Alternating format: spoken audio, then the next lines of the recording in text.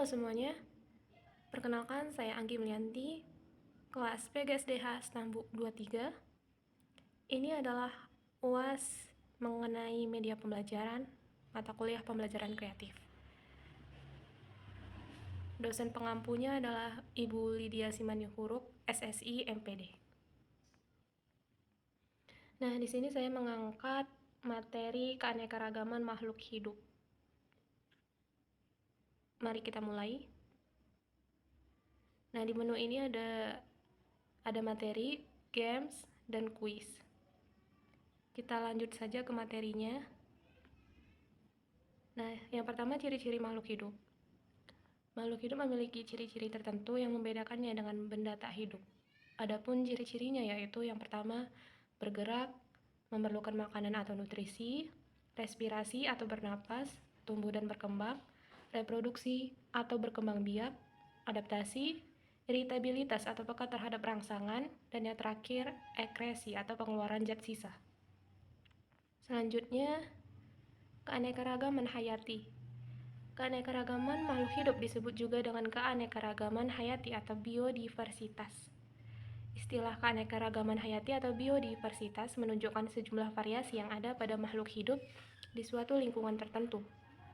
Faktor-faktor yang menyebabkan timbulnya keanekaragaman makhluk hidup adalah mutasi. Mutasi adalah peristiwa perubahan yang disebabkan oleh faktor internal seperti materi genetik atau faktor lingkungan, seperti radiasi dan suhu. Yang kedua ada rekombinasi, yaitu proses atau peristiwa yang berakibat terbentuknya kombinasi gen baru pada kromosom. Individu baru dari reproduksi seksual akan memiliki faktor keturunan dari kedua induknya. Tingkatan keanekaragaman makhluk hidup dikelompokkan menjadi 3, yaitu yang pertama keanekaragaman gen. Gen merupakan faktor pembawa sifat keturunan yang terdapat dalam kromosom.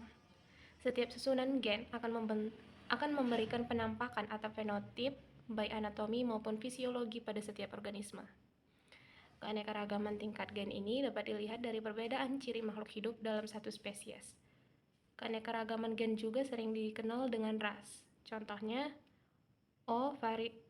variasi jenis kelapa, yaitu ada kelapa gading, kelapa hijau, kelapa kopior. Variasi jenis padi yaitu ada IR, PB, Rojo Lele, Sedani, Barito, Delangu, Bumi Ayu, dan sebagainya. Yang kedua ada keanekaragaman jenis, yang dimana keanekaragaman hayati tingkat jenis menunjukkan keanekaragaman atau variasi yang terdapat pada beberapa jenis atau spesies makhluk hidup dalam genus yang sama atau familia yang sama. Pada berbagai spesies tersebut terdapat perbedaan-perbedaan sifat. Contohnya, familia Felidae, yaitu kucing, harimau, singa. Familia Palmae, yaitu kelapa, aren, palem, swalayan, lontar. Yang terakhir ada keanekaragaman ekosistem. Secara garis besar, terdapat 2 ekosistem utama, yaitu ekosistem daratan atau ekosistem terestrial dan ekosistem perairan atau ekosistem akuatik. Ekosistem darat terbagi atas beberapa bioma, di antaranya yaitu bioma gurun, bioma padang rumput, bioma savana, bioma hutan gugur, bioma hutan hujan tropis, bioma taiga, dan bioma tundra. Adapun ekosistem perairan dapat dibagi menjadi ekosistem air tawar, ekosistem laut, ekosistem pantai, ekosistem hutan bakau, dan ekosistem terumbu karang. 3. Manfaat keanekaragaman hayati. Yang pertama, keanekaragaman hewan. Dari potensi keanekaragaman hayati hewan dapat dimanfaatkan sebagai sumber protein hewani, baik dimanfaatkan dagingnya maupun susunya. Beberapa hewan dapat dimanfaatkan tenaganya untuk membantu mengolah lahan pertanian seperti kerbau, sapi, dan gajah. Di beberapa daerah di Indonesia ada yang memanfaatkan kuda dan lembu sebagai alat transportasi tradisional.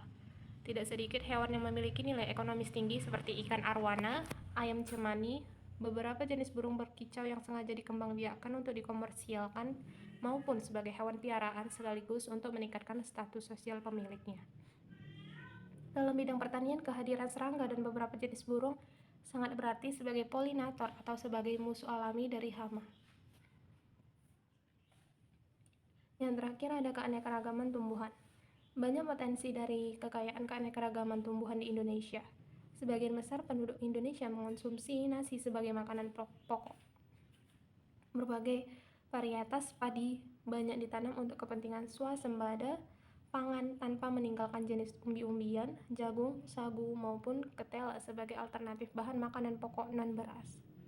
Pemenuhan kebutuhan protein dan lemak nabati dapat diperoleh dari berbagai jenis kacang-kacangan dan pengembangan perkebunan kelapa sawit untuk kepentingan penyediaan bahan industri minyak goreng.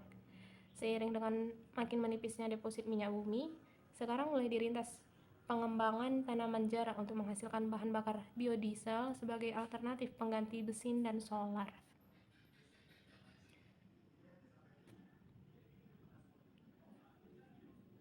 Yang ketiga, keanekaragaman organisme. Beberapa jenis makanan dan minuman tradisional Indonesia dalam proses pembuatannya melibatkan mikroorganisme. Jamur Saccharomyces sp. sangat diperlukan dalam fermentasi minuman beralkohol. Demikian pula jenis Aspergillus sp. membantu proses fermentasi tape. Beberapa jenis jamur dan bakteri juga menghasilkan antibiotika. Pembuatan susu asam atau yogurt maupun nata, sejenis jelly untuk campuran minuman juga melibatkan bakteri. Dalam rekayasa genetika pun keterlibatan mikroorganisme tidak dapat diabaikan. Pembuatan insulin sintetis membutuhkan bakteri sebagai plasmid. Demikian juga dalam proses degradasi sampah, kehadiran mikroorganisme pengurai sangat diperlukan. Dalam bidang pertanian, beberapa bakteri pengikat nitrogen sangat membantu meningkatkan kesuburan tanah.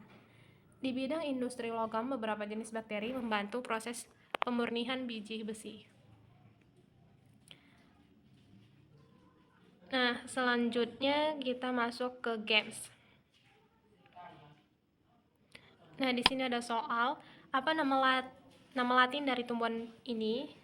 Tentunya adalah Origia sativa. Bagaimana kalau kita jawab padi? Nah, ini maka akan muncul tanda silang yang berarti salah. Selanjutnya, berikut ini gambar hewan yang merupakan famili Felidae adalah di materi sebelumnya ada disebutkan famili Felidae. Dan jawabannya adalah C, kucing.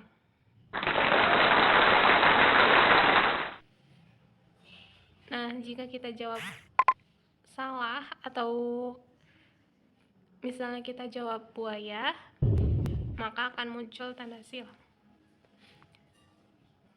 Baik, segitu saja yang dapat saya jelaskan mengenai PPT ini. Lebih dan kurangnya saya minta maaf. Terima kasih.